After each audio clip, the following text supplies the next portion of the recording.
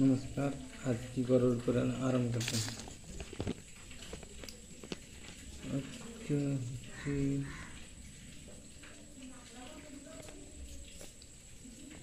तथा जीव धारण करने की आशा से उत्कंठित उस व्यक्ति जानकारी के बिना ही सर्प की भांति बलवान काल उसे समीपे आ पहुँचता है।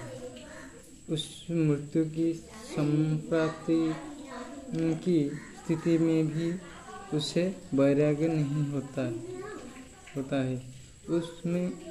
उसने जिनका भरण पोषण किया था उन्हीं की द्वारा उसका भरण पोषण होता है।